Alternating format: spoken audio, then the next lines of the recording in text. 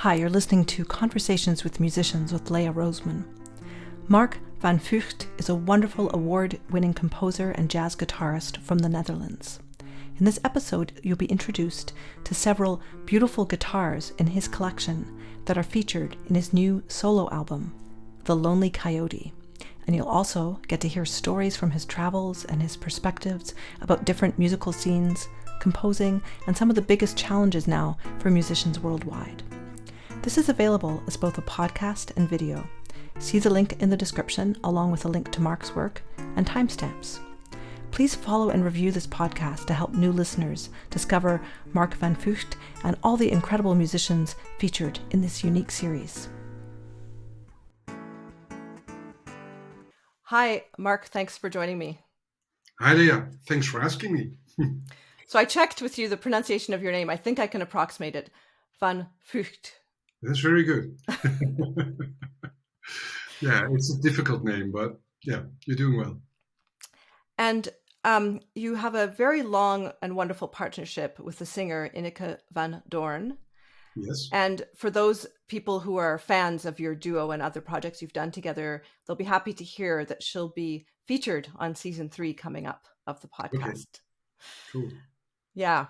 So thank you so much for this beautiful recording of Simiane, which we're going to play now. Can you talk a little bit about that song and the guitar that's played on? Yeah. The song I wrote about 5 years ago when I was staying in the south of France.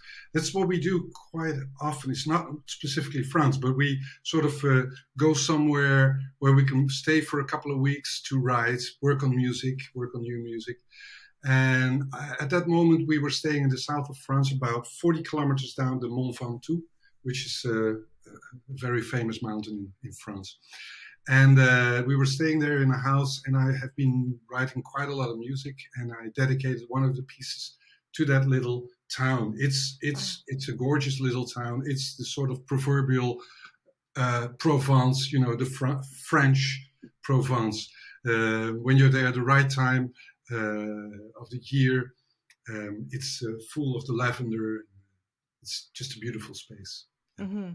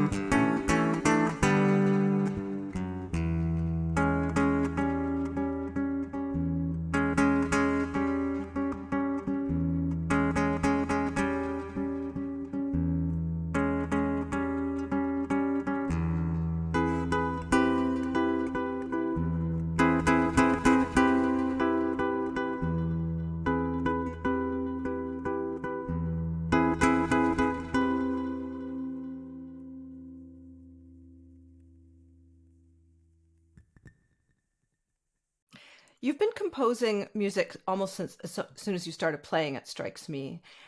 And I was curious, do the titles come to you after you've written the music sometimes, or are you often inspired by something to write specific music? I'm an incredible fast writer, and I'm um much slower in words. Mm-hmm. So most of the time I write, and then I sort of think about what inspired me, and then I'll work from that. It's Mm-hmm. hardly ever the other way around. Yeah. It's also I write a lot of songs in combination with Ineke, my partner in crime and in life. She writes the lyrics most of the time, and I write the music. But we work always music first. Mm-hmm. So that's just how I work. Yeah. So Simiane has a beautiful Latin groove, kind of bossa nova.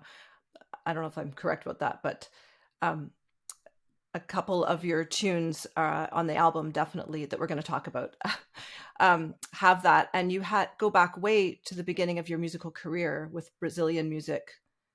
And how did you get influenced by that music living in the Netherlands?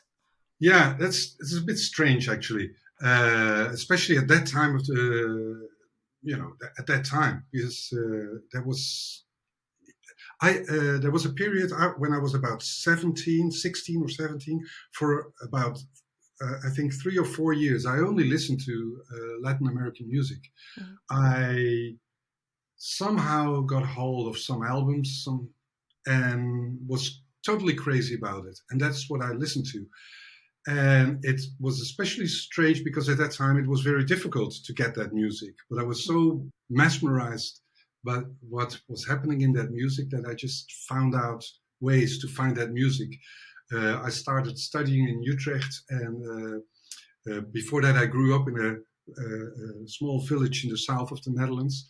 And then I went up to Utrecht to study there. And they had a library, and that library had a music department, and they had an incredible collection of Latin music, and specifically Brazilian music, and more specifically, I was totally knocked out by the music of Alberto Gismonti, and specifically the album Sol de Melodia. That sort of was a life changer for me. When I heard that album, it's with Colin Walcott on percussion, Alberto playing guitar, and Ralph Towner playing guitar, and Jan Garbarek on saxophone. And it still is, I think, an incredible album. Yeah, I went and listened to it when I read that album had influenced you. Wow. And I think you're the third or fourth guest who said how much his music has influenced them. He's obviously such a big inspiration. Yeah. And Utrecht, I was there on tour with my orchestra, and they have an amazing music museum of musical instruments. Yeah. It's called Museum voor Speelklok en Pirament, which means sort of like, well, it's a automated music box museum. It's actually difficult to translate the title of the museum. Maybe you know it better than I do. But yeah, they have a huge collection of music boxes and organs and player pianos, and I think they even have like a player string quartet. Yes. Don't they? Yeah, that was crazy. Yeah, that's the one I would like to have. Would be great. Actually, I really enjoy your string writing. Oh, thank you. We're going on these tangents. We have to come back to your album in a minute. But since we went there, that project in Paris, Different Shades of Grey. Can you speak to that? That seemed really interesting to me. Yeah. In 2001, end of 2001, and then for 2 years we had a chance to stay in a house in Paris, and it's a house built by Theo van Doesburg. Theo van Doesburg was one of the founders of the art movement, The Steel, with Piet Mondriaan and Rietveld and those people. He was the sort of brain behind the whole art movement. And for himself, he was sort of a multiple disciplinary artist. He painted, he created color schemes. He was a graphic designer, and he was also an architect. And he designed a house for himself, sort of a studio house, so with an atelier and things like that. And he was very inspired by the Corbusier, and so he built that house for him. And it was in a small village right next to Paris, which now has become one of the how do you call that? Suburbs of Paris. It's called Meudon.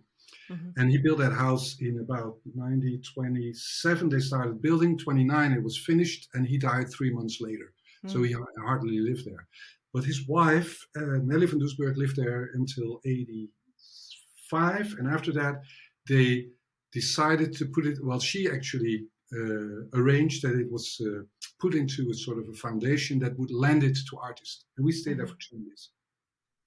So for 2 years, we were actually living in an art piece, because, I mean, you have to compare him to Mondrian.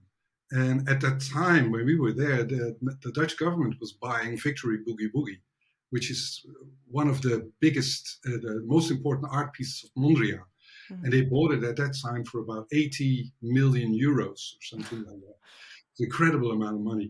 And we were staying in a house that was sort of comparable to the Victory Boogie Woogie. Not the same, but you get the idea. You're living in an art piece. And also, while she was still living there, Nelly van Doesburg, who was an artist herself, invited a lot of artists to promote the steel movement. And she invited artists and other important people in art to come to the house. So in that house, Marcel Duchamp was there, Mahalo Nagy, the photographer, was there, but also Monk, the Thelonious Monk, stayed there. He actually had a relation with her. There's a piece dedicated to her, mm-hmm. Crepuscule for Nelly. It's written by Monk, and it's dedicated to Nelly van Doesburg.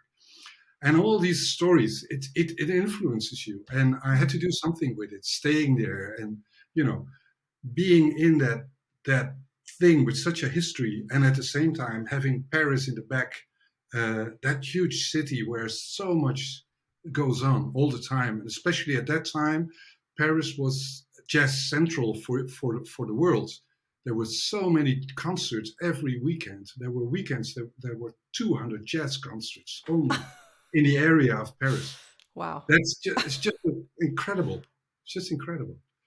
And so I needed to do something about it. So I wrote a suite, which is called the Vandoosburg Suite. And the piece you were referring to, and the writing you were referring to, is part of that suite. Mm-hmm. So it's a suite that I wrote for my jazz impro chamber orchestra, Big Bizarre Habit. Mm-hmm. And it's a sort of a chamber orchestra. I wanted to combine my experience with classical chamber orchestras, for which I wrote a long time ago. Mm-hmm. And I wanted to combine that with my jazz view. And so it's an ensemble made up of a string quartet with players from classical world music and jazz and improvised music, the string quartet, and a horn section, trumpet, reeds, and trombone, and then a rhythm section like we would have in the jazz ensembles with drums, double bass, piano, guitar, and a singer. Yeah. It's excellent music. Yeah. There's so much to talk about, but let's circle back to your album, which is just released, the Lonely Coyote. Congratulations! Yeah. It's really, thank you. I've listened to it a lot. It's beautiful and interesting, and the way it starts. Do you pronounce it bung? How do you say that word? The bang. First track. Bang. Okay. It's sort of like, I don't care how you would pronounce it. It's just sound because. Thank you, by the way, for the remarks. That's very kind. But bang, it sort of reflects the sound when you pick up a 12-string guitar and you just hit it. It's sort of an explosion. Bang. Yeah. So it could have been graphically represented by something coming out of a Batman comic or something. Pow, bang. Yeah. Sort of. So this is such an unusual album because you literally used a different acoustic guitar for each track. Yeah. Some tracks have the same guitar, but almost, absolutely. I'm mesmerized by string sounds. String sounds in general. It isn't limited to guitar, but guitar is sort of my thing. Um, I do know exactly what the moment that I realized that this was so important to me. When I was about 12 years old, I already was playing a bit of guitar, but then I heard the intro to A Hard Day's Night by the Beatles. And there's this clang sound, very first chord there. When I heard that sound, I was just mesmerized. I just disappeared in the sound and I thought, wow. And then I knew this is what I wanted to do. And ever since I've been playing guitar. And I always remember that drive. Mm-hmm. It's always there. It's always part of my inspiration. Yeah. So this collection of guitars, do you own all of them, or did you borrow some of them for the recording? No, these are the guitars that I own. I'm lucky to have found these guitars. For a guitar player, it's not unusual to have sort of quite a few different instruments, because it's part of how we play, and also it's more affordable than you would be doing that as a violin player. I think my whole collection doesn't even touch the price of a good violin, even though they're incredible instruments. But the difference is huge. Yeah, so it's easy. Yeah, and I collected them. Well, during the time that I played, and sometimes I just run into something and I realize that's the instrument that I need, and then I'll try to get something like that. Mm-hmm. You've toured many, many places in the world. When you're touring, is there a preferred guitar that you take? Yeah, that's a whole different thing. I would like to take them all,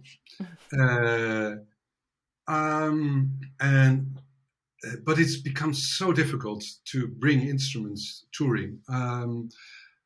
Up to about 8 years ago, I would, in general, bring my 11 archtop guitar most of the time if I would be touring, because it's an acoustic instrument and it's also an electric instrument, and I can do both because I'm actually both. This album is the Lonely Coyote is only acoustic guitar.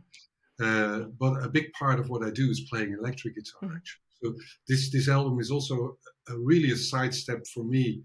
This is the first time that I did an album purely on acoustic guitar. Mm-hmm. So usually I bring the 11. It's an old jazz guitar, archtop.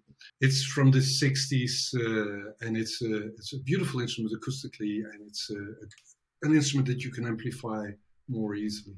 Mm-hmm. But nowadays, it's almost impossible to bring a guitar like that. You'll have to at least arrange an extra seat in an airplane if you're traveling. So I'm mostly traveling with an electric guitar that I can take apart, take off the neck, and the body I'll bring in the cabin, and the neck goes into my luggage, checked luggage. Okay. And I'm running the risk that if I lose my baggage that I'm in trouble, but that's how I travel nowadays, and it works until now. It works really good. Yeah. Okay, interesting. I didn't know that even existed as a design feature. That's smart. Well, actually, I sort of designed it myself, but I had somebody else create the parts for it. Yeah.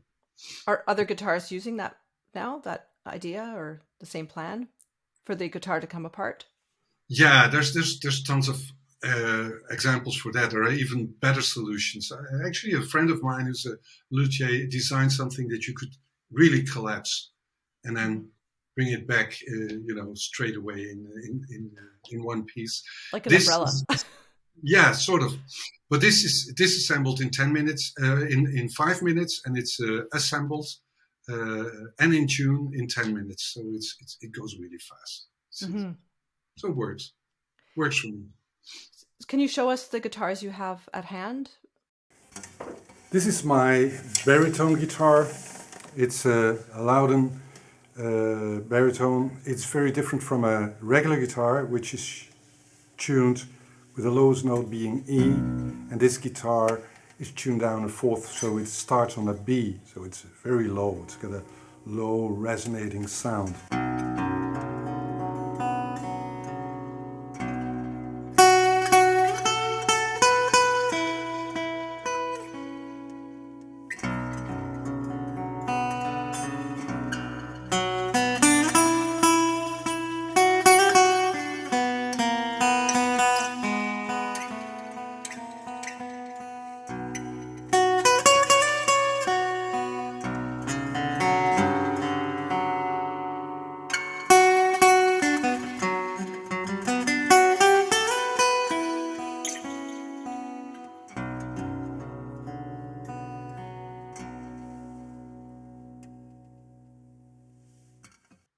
You want to see more?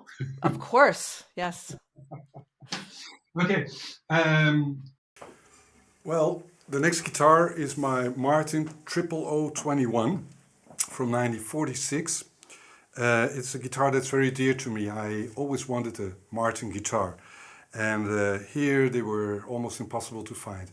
So when we were touring for concerts in the US and Canada in the end of the 90s, I was looking for one, and we ended up somewhere in New York at the Mandolin Brothers, a huge guitar store, and they had a couple hanging there, and this one was hanging on the wall, and I picked it up, played a chord, and Ineke turned around and said to me, "That's the one you gotta buy."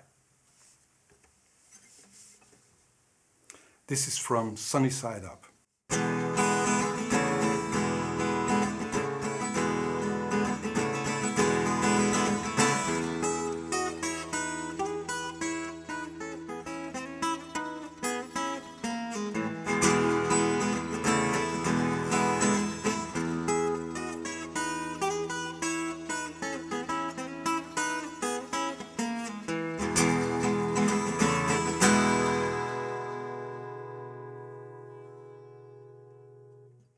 Yeah, it just has a beautiful sound. So that's the Martin.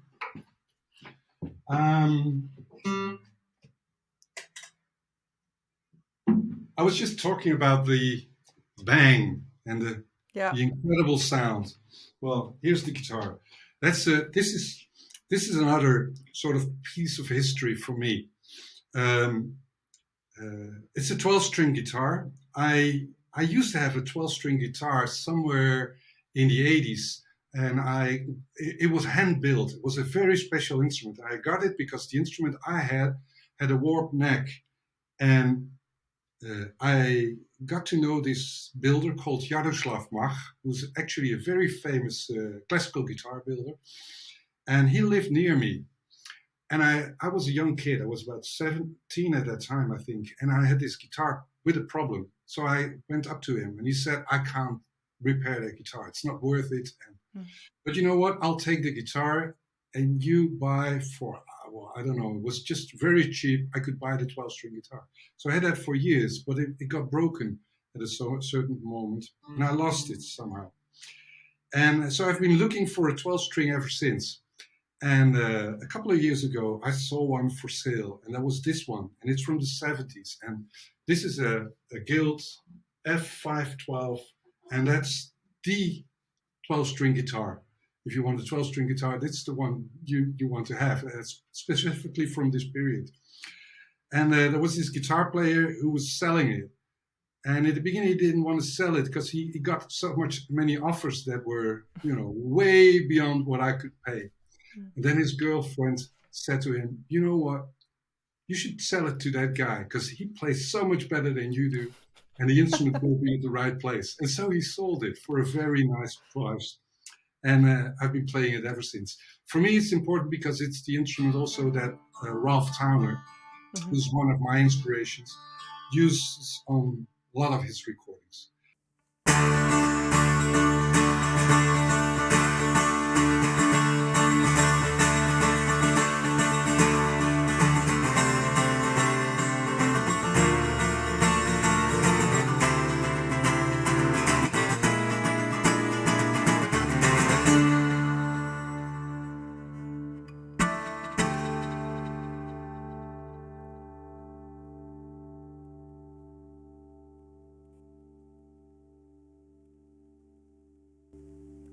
and it just sustains forever. And that's really special because that is something you don't have usually on a guitar. Do you play with nails or just picking with your hands? What's your technique like? I'm sort of going back and forth with it. I'm not a classical player. I'm not trained as a classical player. I'm a jazz. I don't know. Jazz player is how I view it. But I've always played acoustic guitar. I do play with my fingers, and I'm always going back and forth with either using my nails or not using them. My nails are not very strong, so I keep losing them. I can do something about it, I know. But a lot of times I just don't want the sound of the nails, so I just want the sound of the fingers. And so it's a mixture. But I'm playing a lot of sort of hybrid stuff where I use a plectrum and a pick and combine it with these two fingers. Okay. So, but then I'm limited to 3 notes, so I'll switch whenever I want the 4 notes at the same time. So it's a constant change, and it depends on the instrument as well. On the electric guitar, I might use a plectrum more often. On a nylon string, I will play more with my fingers, but I'm not really fast with my fingers, so then I will use a plectrum. On the album, I noticed you had prepared zither as one of the instruments. Yeah. You asked about the harp zither. It's a bit of a strange story. As I said, I'm crazy about stringed instruments, and at a certain point, I started collecting all these weird zither, harp-like instruments just to make sounds with them. And actually, I wanted to play percussion with them. I used to play percussion quite a bit when I was a kid. And I thought I could do something with that, with stringed instruments. It never worked out, but nevertheless, I did have these crazy sort of harps. And this one was the most craziest one. I found it was this one. I found it somewhere in a pawn shop in Utrecht. I think somebody made it by hand. It's actually terribly made, but and it's a strange thing, but it works really well if you sort of tune it a bit strangely and you do crazy stuff with it. Like for instance, it's not tuned right now, so you can do crazy sounds with it, but I also prepared it. So for instance, I have this little thing here, and you can just tune it to a certain overtone, or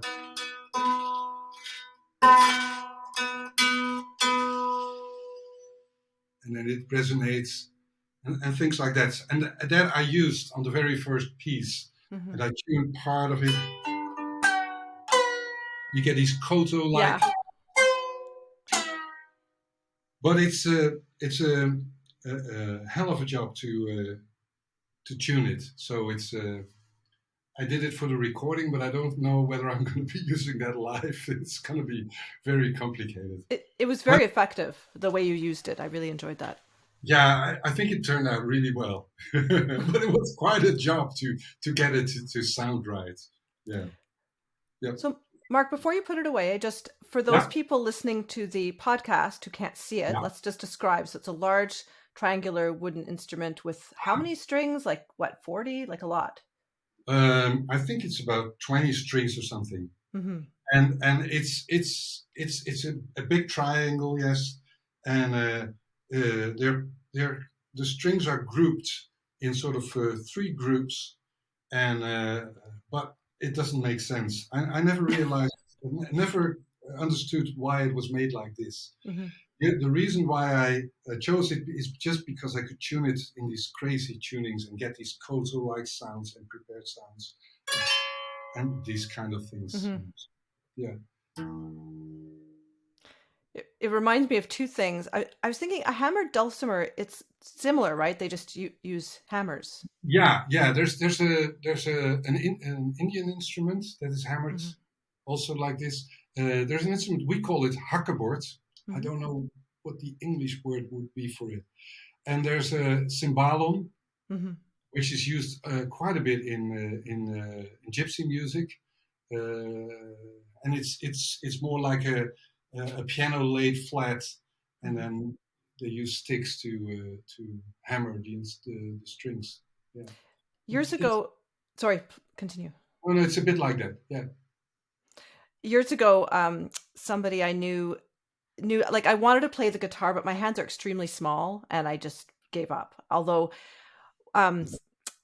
somebody else I know said, "Oh, you could just get a much smaller guitar," which I guess I could do. But anyway, I never pursued it. And then someone said, "Oh, you should try the auto harp. It would be great for you." And they lent me their auto harp, which I found very awkward. It's not an instrument we see. I think it was used in that comedic movie with Catherine O'Hara about the one I'm talking about with Eugene Levy.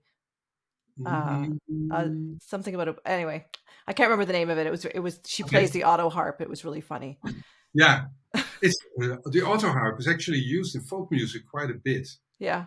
In the 60s, 70s, when they had like sort of, what do they call, the second folk wave or something, they used to use that quite a bit. I think I have one, but a very old one, and it's hardly playable. It's actually a series of strings, and you just push a bar on top of the strings, and then it'll mute the strings that you don't want to use, and in that way you can sort of form a chord. Mm-hmm. It's something that Joni Mitchell could have used on some of her songs. It's sort of instrument. Isn't it Becca Stevens that she used it on one of her songs?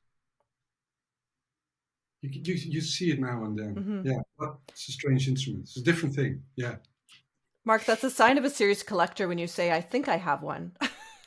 Yeah, well, no, well, I'm not that big of a collector. In general, we have a sort of a rule. One thing goes in, one thing goes out. Do you want to talk a little bit more about your album, more of the songs and the inspirations? Okay, yeah.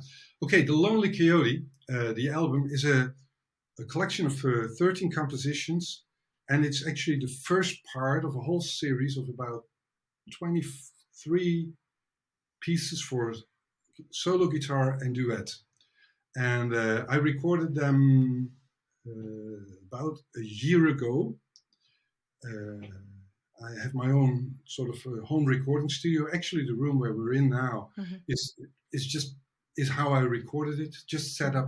I set up 2 mics, sort of learned how to do it really well, and recorded the pieces here in my own room, my own workspace.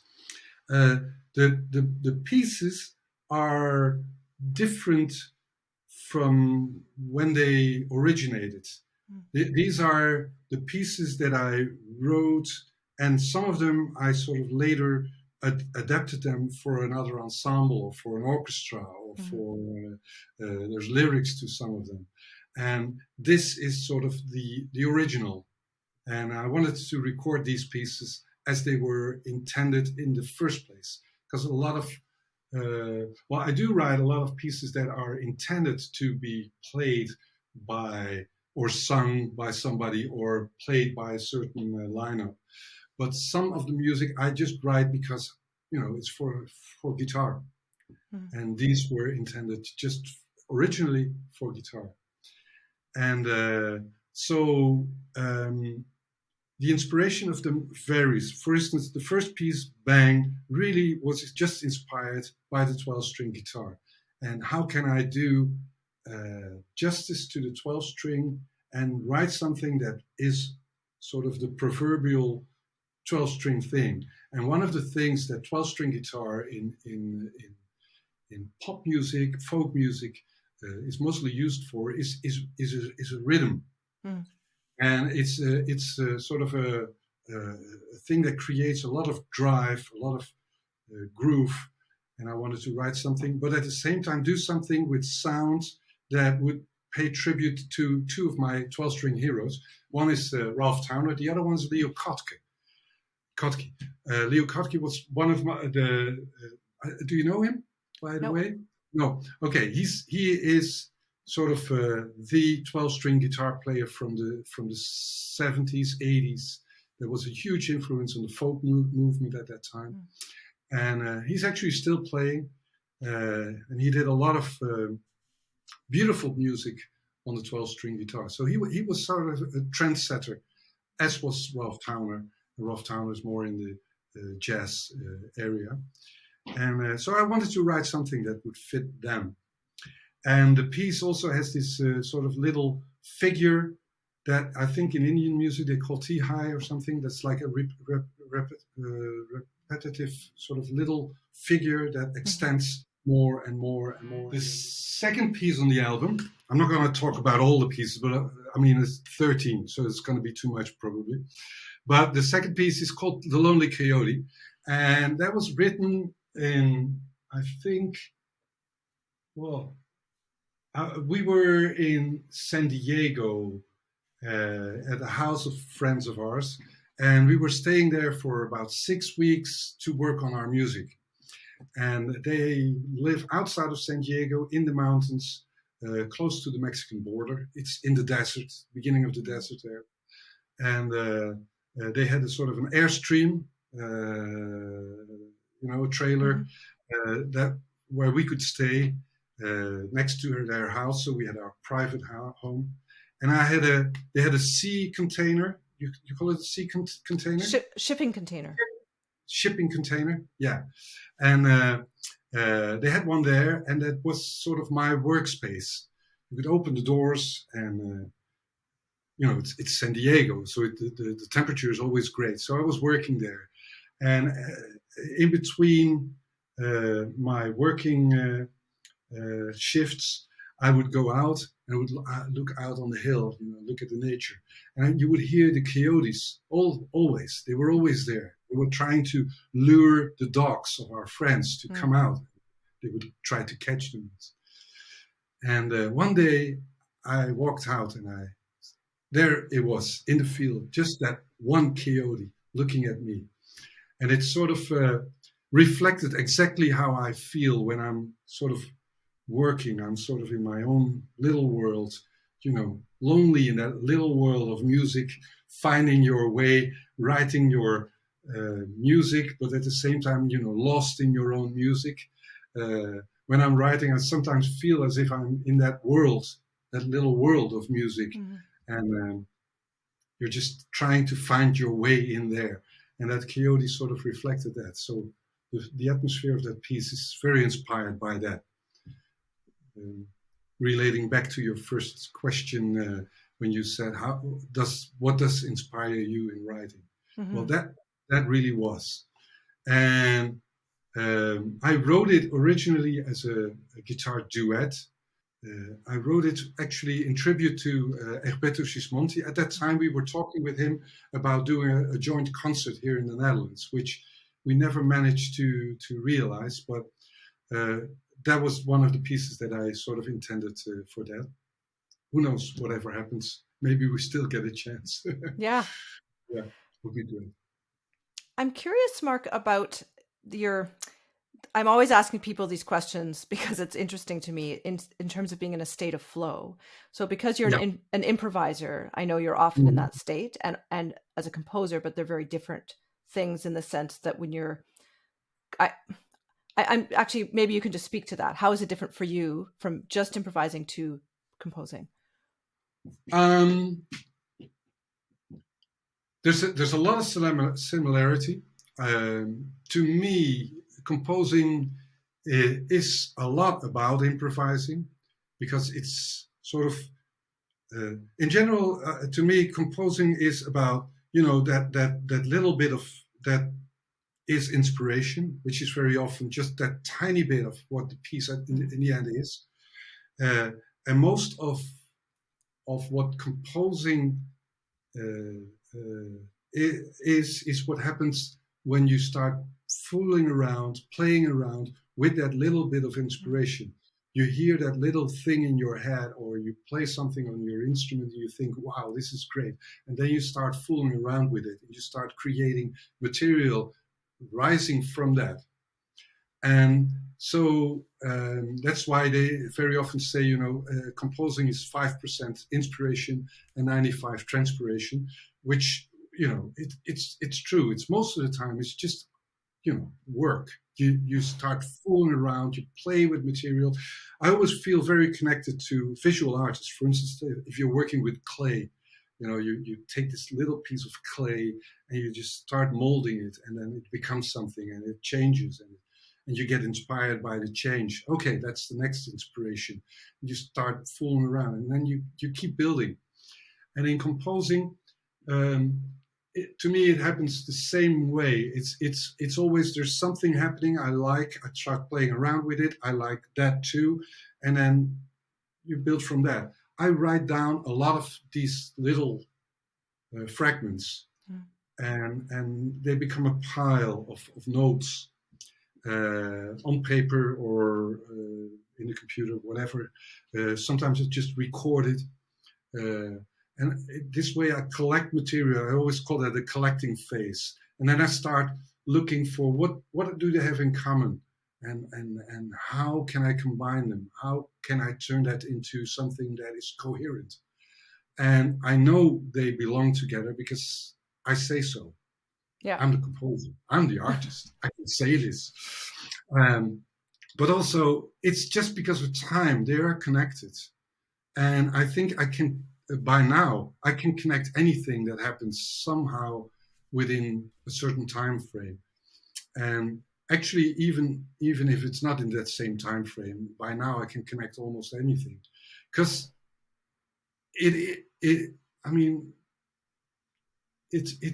that's our freedom as an artist. We are allowed to make that decision. It's up to us.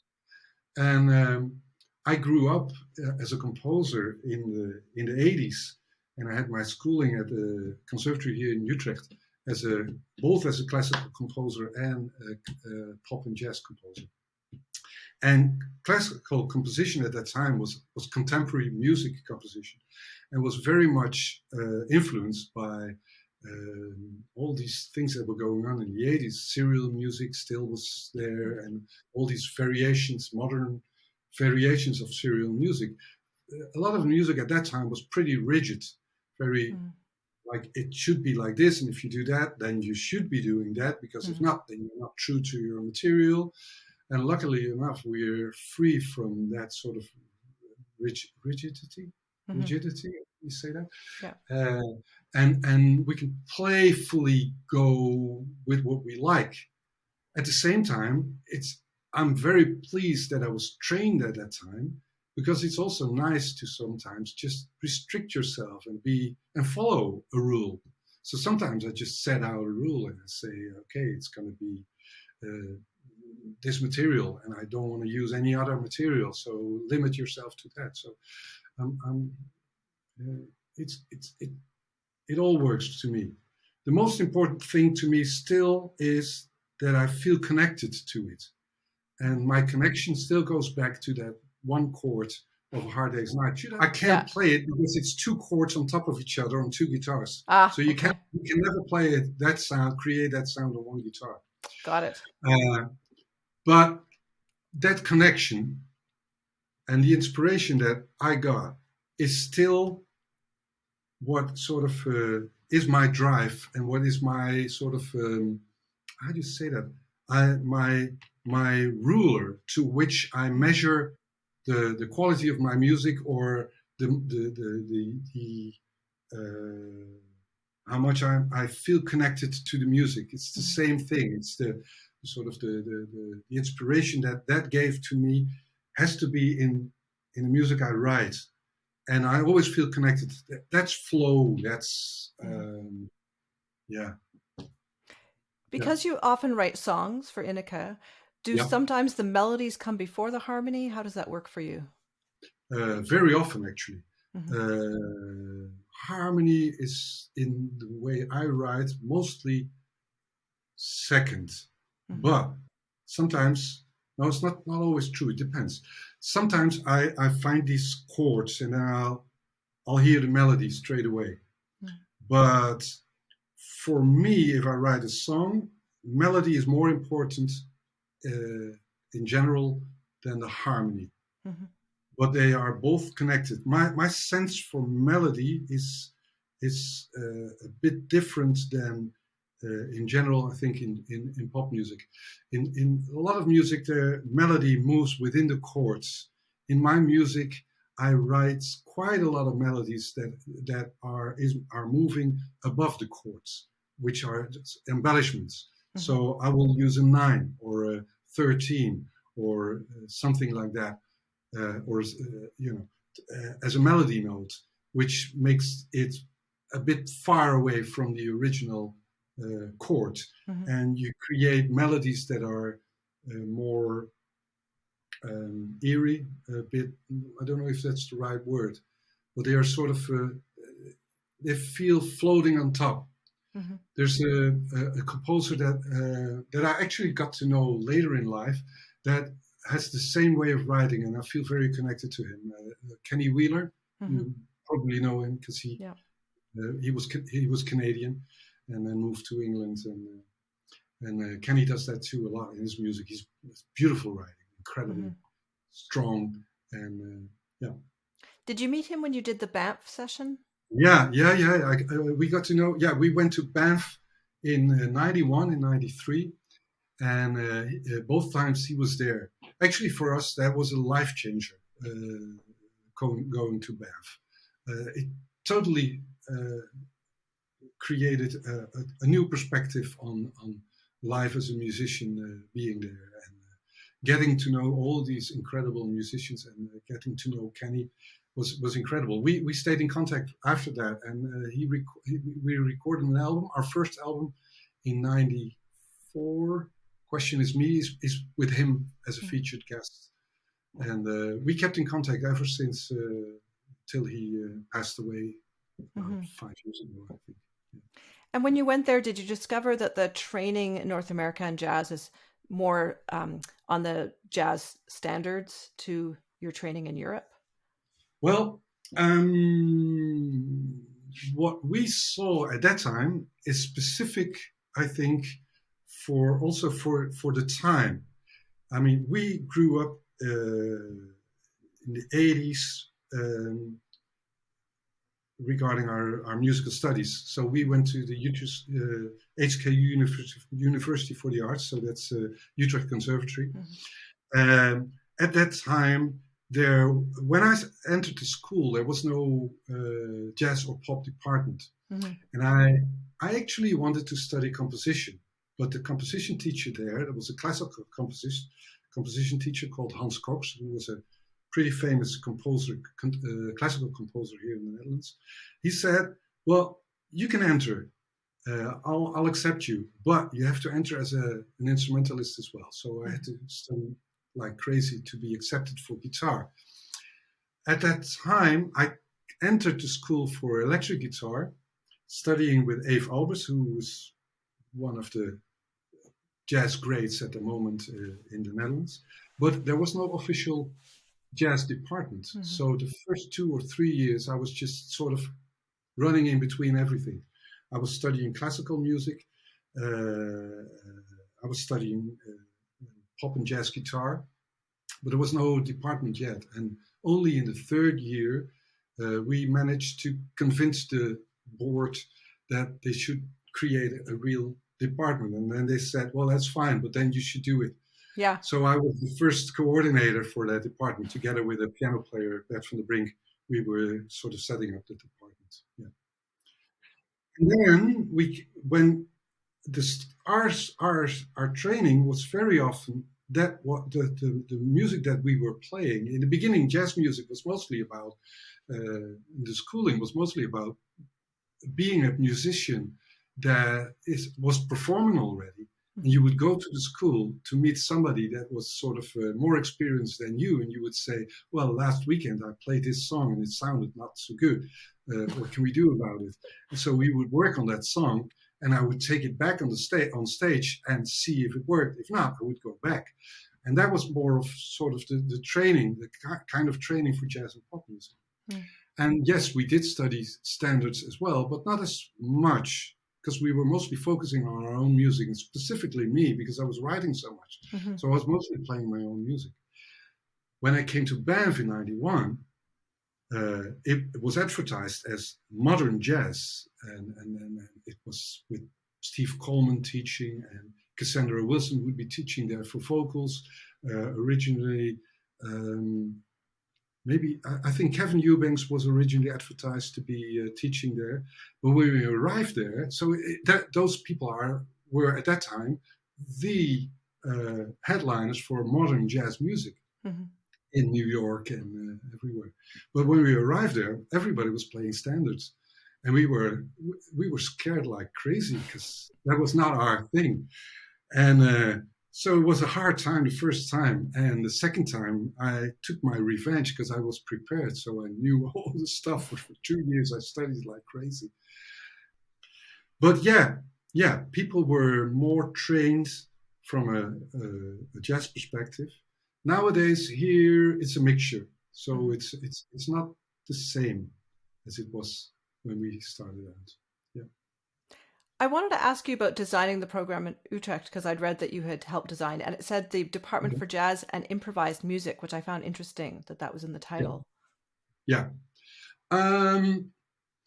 Well, the Netherlands has a huge tradition of what they call free improvised music. In Europe, I think the Netherlands were sort of, in the 80s, were sort of looked upon as the place where free improvised music was happening. We did have quite a few ensembles, like the ICP Orchestra with Han Bennick and Michel Engelberg and other people that were sort of the how do you say that? The statues for that, or I don't, proponents. Yeah, something like that. But music was very divided into those that were playing standards and those that would play improvised music, or those that would play pop music, and very much in boxes. And to us, it was strange. We liked it all. I like free improvised music. I like standards. I like pop music. I like world music. I like classical music. So to me, it was always strange that there were sort of all these strict boxes. Improvised, we said jazz and improvised because jazz music for some people represents standards, and improvised music represents free improvised music. Okay. Nowadays, I think it's both. Boundaries are sort of lost. These boxes are most of the time gone. For some people, they are not. But in general, I think in the world scene, we get all these mixtures, and I love that. I think it should be like that. And what you see now at the schools is that a lot of young players grow up and don't think in these boxes totally at all.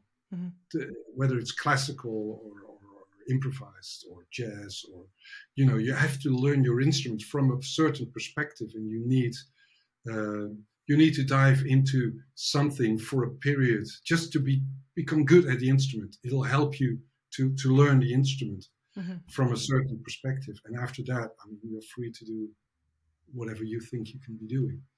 And of course, you can't play everything, because that was something that was sort of strange to me, is that some people would always say that they were able to play everything. I never believed that. If even if you trained as a classical player, you can play every kind of classical music. Yeah. And if you're trained as a jazz player, you're bound to be specialized into certain things, for certain things.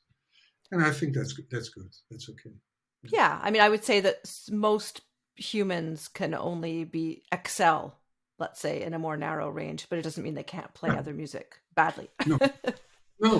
And I think that's fine. That's fine. And it's also fine to sort of explore other music than the stuff that you're really good at. And you have to be cautious, because certain things you can better have people play because they're really great at it. I won't play classical guitar pieces because that's a very different world. It's also a different world in how you approach that instrument and how you form tone, and how you that's a totally different thing. So yeah. Yeah, I shouldn't have used the word badly. I was just sort of doing that ironically from a perspective No, of, I understand. yeah, I totally understand. yeah. Yeah. I'm curious, you were saying when you grew up in the small town, you had very limited resources in terms of the type of music you're able to hear. But Yeah. that is good because now I think people are overwhelmed. You can access everything, but maybe people don't focus in enough. Yeah, that's true. That's one of the biggest challenges, I think, for musicians growing up now, is that there is so much available that it becomes too much, and then there's no choice made for you. So you have to deliberately make your choice, which is not easy. And combine that with the whole social media thing, and with social media for a musician now gives you sort of a perspective as if everything is only possible when you're the greatest and the best in the world, and it's not. That's not a good mirror. I grew up in a time when I would go out to the town near to my village, 10 kilometers away from there. I would drive there on my bike to go out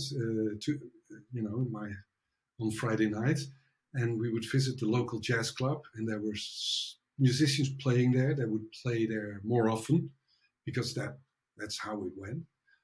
And you would see them play, and our mirror at that time was them, the local heroes, those that would sort of play the music that you sort of liked, or at least you went out to listen to, but they were doing it also in that sort of that's in that world. It was that world. They were playing there. They were doing their thing in that world. So they were sort of a real image for you because it was a real image. Nowadays, if your sort of mirror is that incredible player that lives, I don't know, somewhere, well, in the States, looking at it from Europe, it's incredible to see them play, but their world is very different from ours, and is very different from when you grow up in a small town here. So somehow that sort of reflecting yourself to, or relating yourself to the local heroes sort of got lost. And I think that's a loss. That's a loss. And it's something we see a lot with young students studying at conservatories, that they sort of hardly go to concerts of their own teachers because, they can see whatever incredible name on YouTube. And so it's a different thing. There's a lot of good things about it because they can see it. It's available, but it brings other problems as well. I remember years ago, I was preparing a violin piano recital, and I was telling my students and the parents of my students, to come, and more than encouraging, like, I expect you to come. It's not something I do very often because I'm an orchestral player. And I remember one of the dads sort of being a bit bemused, like, this is important to you that they come. And I was like, yes, like, they should hear their teacher actually perform. But I've heard this many times, that, I think it's a problem from this time frame. And I'm very curious how this will evolve, because it's really strange. The good thing is well, there's, for instance, I in a project I did at the HKU a couple of years ago, I had a guy coming in from Nepal, and I asked him, because I was curious. He studied guitar, and I asked him, why did you come here? First of all, he said, well, there's nothing at that time in Nepal to learn about guitar because it's a non-traditional instrument. There's no guitar teachers, and there's hardly any scene where I can sort of play with other musicians. I said, but then how did you learn it? And he said, YouTube. So before he did his audition for the conservatory, the only teaching he had was YouTube, learning it from YouTube. So I mean, that's the good thing about it. I mean, you know, that's just incredible. I was just thinking about your travels. You did a tour in Indonesia many years ago, Yeah. and I saw, I think, a photo of you collaborating with local musicians.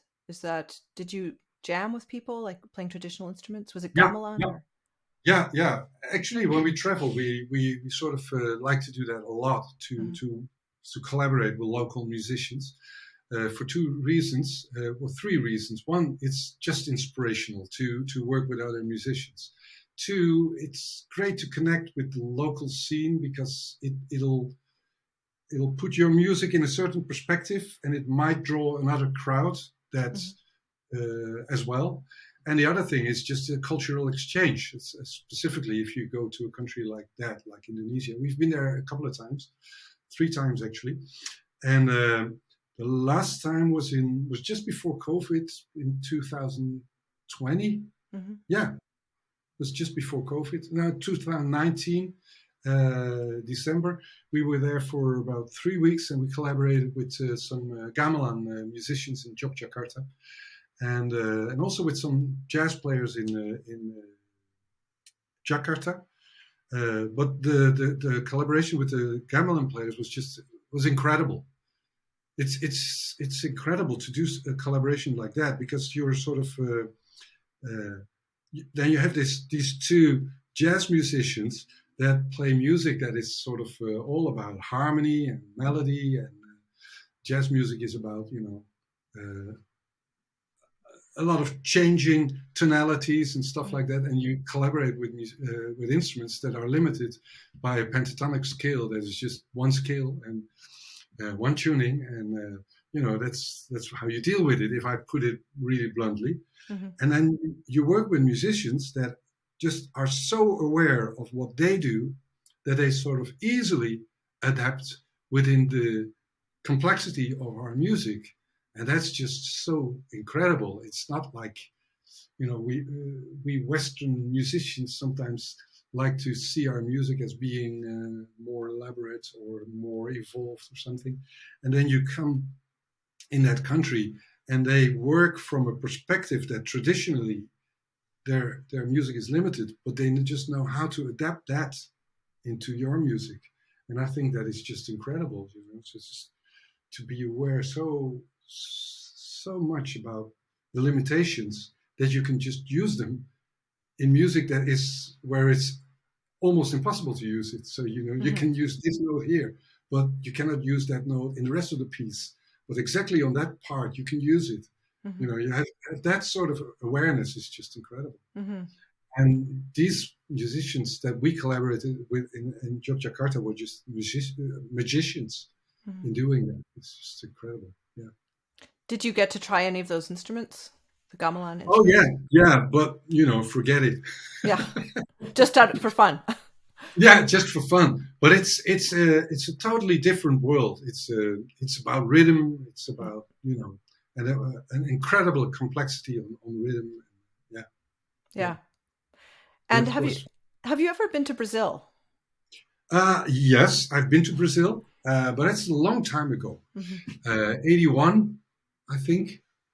And I was there for about 3 months traveling, but I was really young and still very inexperienced as a musician. So, but we saw a lot of things there, and it was a crazy time at that time because Brazil was very far from the Netherlands. I remember that when we went there, my father said to me, I don't agree you going there because if something happens, I can't help you. That's too far away. We had to communicate by telegram, and we would send a telegram to our parents too. So we arrived. Stop. Yeah. Something like that. Yeah. Like to go there. Still have contacts. Actually, I got an invitation 2 weeks ago when my album. I sent out the press releases of my album. I got an invitation to come down for a show there, but we'll have to see if that's going to work out. Would be great. Yeah. No, I was curious because we started the conversation with your early influence with Brazilian music, and one of your first ensembles, right, was a Brazilian band. It was a Brazilian band. We used to play Brazilian influenced music. Yeah. Yeah. When you said you played a lot of percussion before, was it hand percussion or drum set or both? No, hand percussion. Hand Mm-hmm. percussion. I played a lot of all kind of things, congas, Mm-hmm. Brazilian panderos, stuff like Okay. that, tambourine, all this stuff. Yeah, but that's a long time ago. I'm not very good at it anymore. But it's as soon as I started to seriously study guitar, I sort of stepped away from that because it you have to focus. Mm-hmm. You have to focus. Yeah. On that trip in Brazil, were you there during Carnival? No, we were there in our summer, so that's their winter, and so a different part of the year. But we just did see incredible amounts of music. Mm-hmm. Yeah. And as a teacher, you coached composition students for many, many years. What was your Yeah. approach with that? Oh, okay. I was a composition major teacher for about 35 years or something. My approach in general is that I work from the perspective from the student. I have them sort of come up with material, and we start talking about what they are doing, what they want to achieve, and that's my starting point. And that I use to create material for them to study.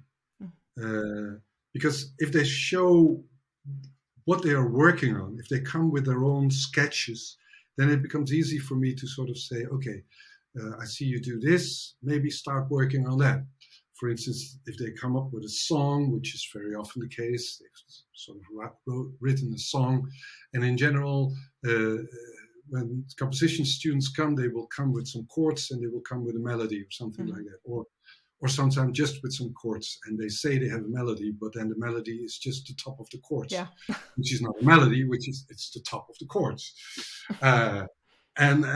So that's conversation number one. There's a difference between a melody and the top of your chords. Well, so it immediately creates the material that they have to work on. In the first case, where they don't have that melody, is start writing a melody. And then you'd start talking about melody and what's actually a melody and when is a melody good and when not. And there's this whole series of exercises that I use in that'll train somebody to write better melodies. And some of those rules go back to my classical composition teacher that would have me write melodies in whole notes for weeks, just whole note melodies. Start doing that. You can use a scale, you can use a row, you can write it in a sort of mode, whatever. But then write a good melody that is only composed with whole notes. Mm-hmm. And it'll tell you a lot when you start doing that. And then after a while, start using half notes. And what's the difference?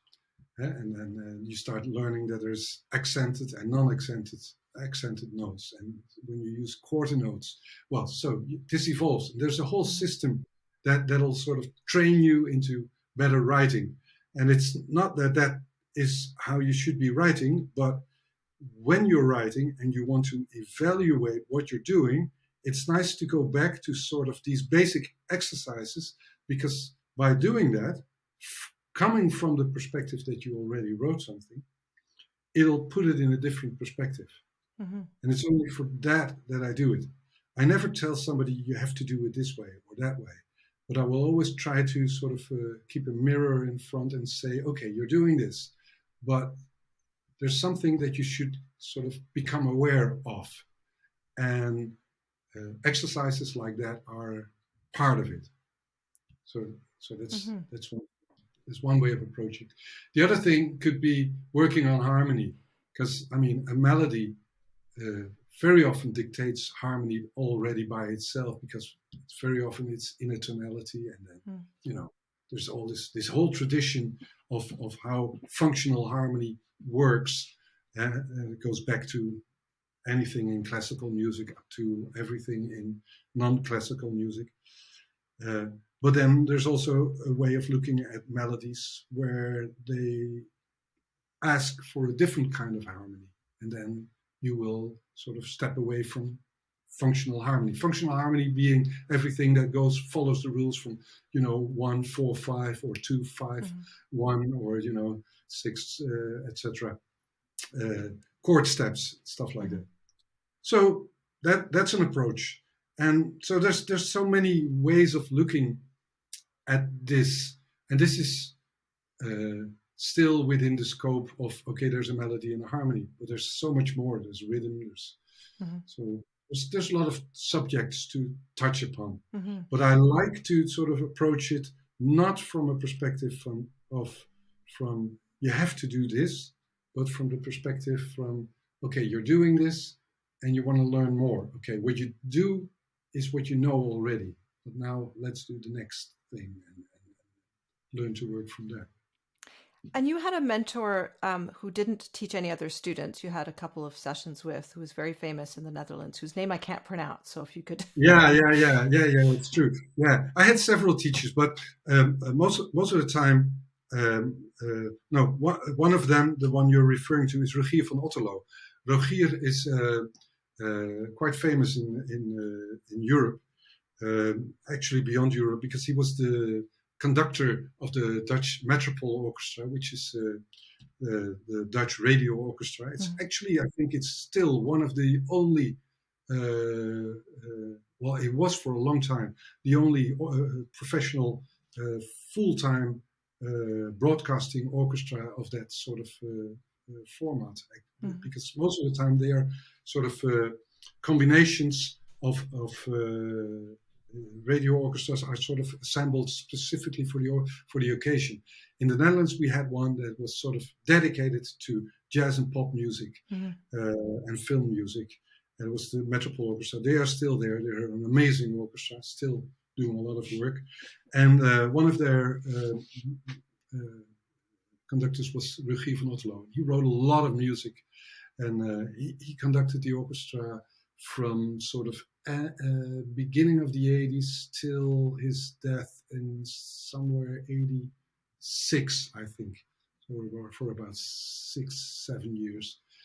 And I was one of his only students that he ever had. He didn't want to teach, but my teacher at that moment, Henk Alkema, who was teaching at the Utrecht Conservatory, said, you have to get him to teach you.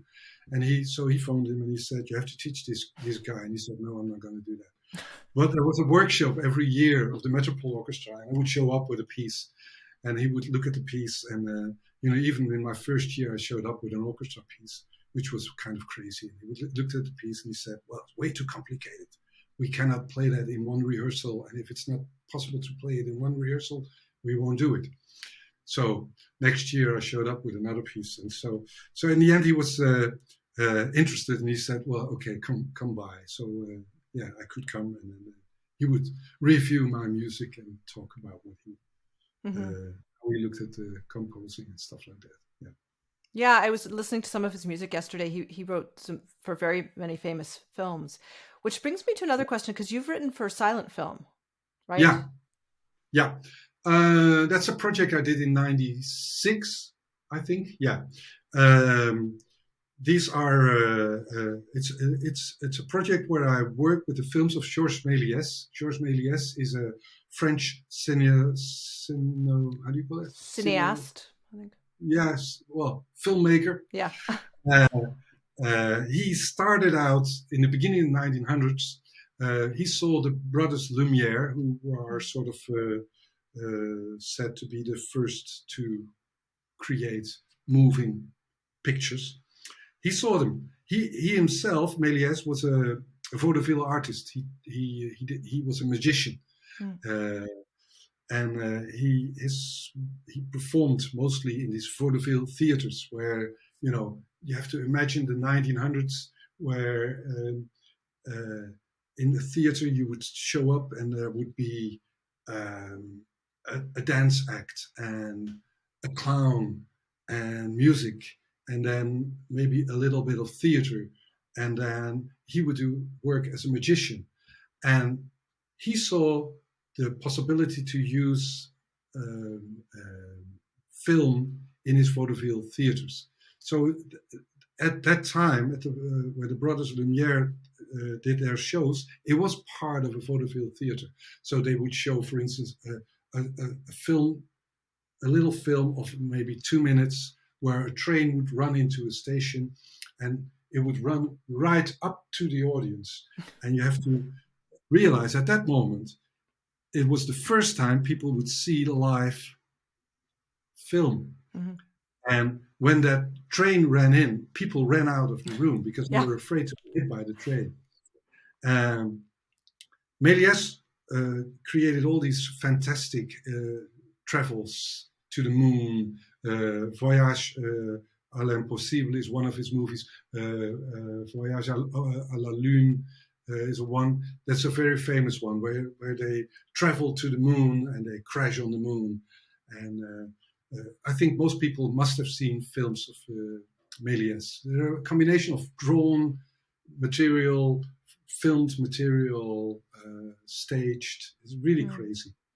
And I did a program where I wrote music to some of his films, about 8 or something, and we performed them live. And we had a video artist perform his contemporary video artist, whose work really, sort of his method really resembled that of Méliès.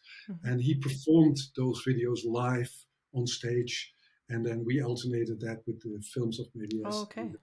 And my chamber, a small version of my chamber orchestra perform live to that music. Yeah. Okay. Yeah. So you've been involved with so many different projects. Yeah. I wrote a lot of orchestral music for the project with the Dutch Metropole Orchestra. We did a big project in 2000, I think, where I wrote most of the music. With Vince Mendoza conducting. He used to be the conductor for about 15 years or 10 years or something. And also with John Clayton conducting. So written a lot of that kind of music, choir music. Mm-hmm. Yeah. So Marc, at the beginning of this conversation, you said, "Oh, I can go get my archtop." Oh, you want to see my archtop? Yes. So this it's an old guitar from the 60s. I found it somewhere in 97, I think. Somebody was just putting it up for sale. And I, somewhere in the north of the Netherlands, and I drove for about, 2 hours to go there. I saw the guitar and I thought, this should be it. And I've been using it. I've been touring it with it all over the world. I've taken it to Canada, I've taken it to the States, taken it to Indonesia, to everywhere.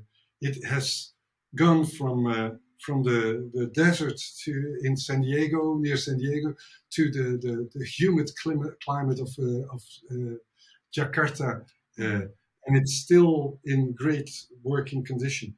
And because I took it to Banff in 2000 when I was doing a residency there, and humidity there goes down to about 20%. So this guitar was sort of almost falling apart. And then a year later or 2 years later, I took it to Indonesia again, and where it was so wet that it would swell, and so it has had some abuse, but it's still there.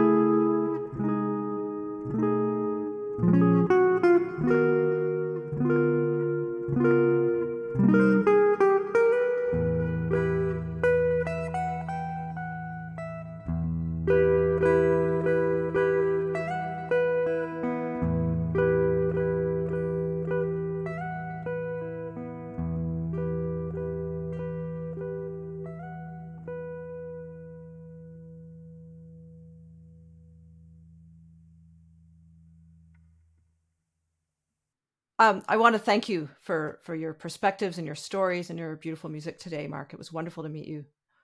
Okay, that's likewise. Thank you for inviting me. It was really, it's nice to be talking about the music, and thank you for all the attention also you're giving to my music, and specifically to my new album, The Lonely Coyote. So thank you so much. The link for the album, of course, will be in the description, so people can go right there and buy it. Okay, that's good. That's good. Really good. Okay. Have a good day. Yeah, same to you. My life is so enriched by getting to know these incredibly inspiring creative guests and their perspectives on their lives in music. Please follow this podcast and sign up for my podcast newsletter to get sneak peeks for upcoming guests and find out about newly published transcripts.